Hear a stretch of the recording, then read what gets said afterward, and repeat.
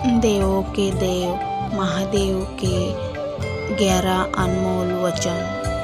पहला वचन, अतीत का प्रभाव जब तक मस्तिष्क पर छा रहता है नष्ट का कारण ही बनता है, जिसका एकमात्र समाधान यही है कि शीघ्र से शीघ्र अतिशीघ्र अतीत से उभरकर वर्तमान को स्वीकारना होता है।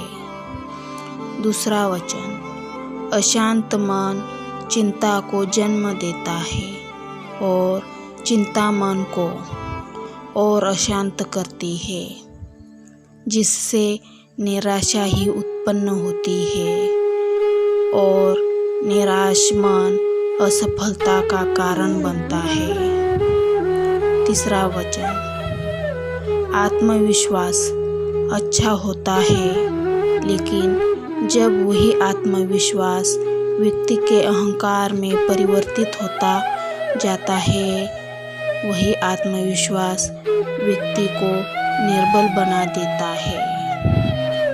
चौथा वचन, प्रत्येक यात्रा वह बड़ी हो या छोटी अवश्य ही कोई ना कोई फल देती है।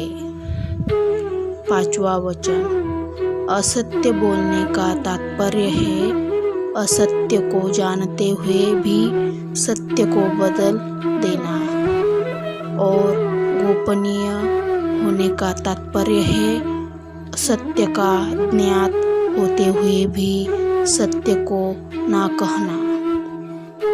छठा वचन, ज्ञान को अपने तक सीमित रखना ज्ञान का अपमान है, और ज्ञान का अपमान केवल अहंकारी ही कर सकता है। सातवां वचन,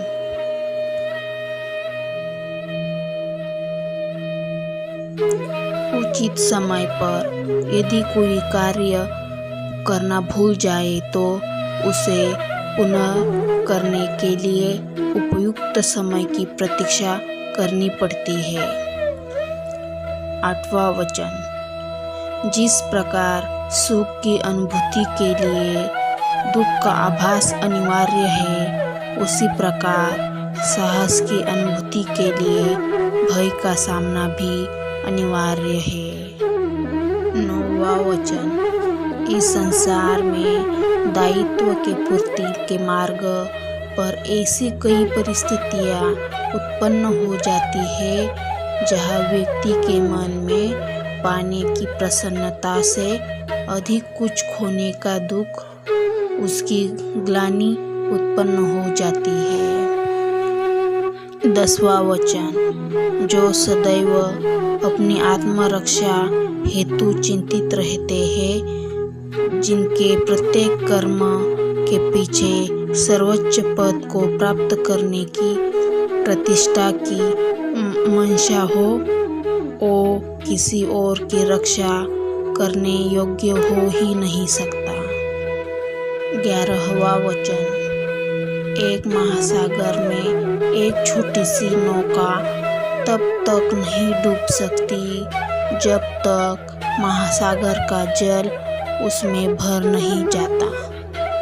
उसी प्रकार हमारे बाहर कितना ही दोष क्यों न हो, हम नकारात्मक सोच वाले व्यक्तियों से घिरे ही क्यों न हो, जब तक हम उनके दोष, उनकी नकारात्मकता को अपने भीतर प्रवेश नहीं करने देते, तब तक हमें कोई भी डुबा नहीं सकता।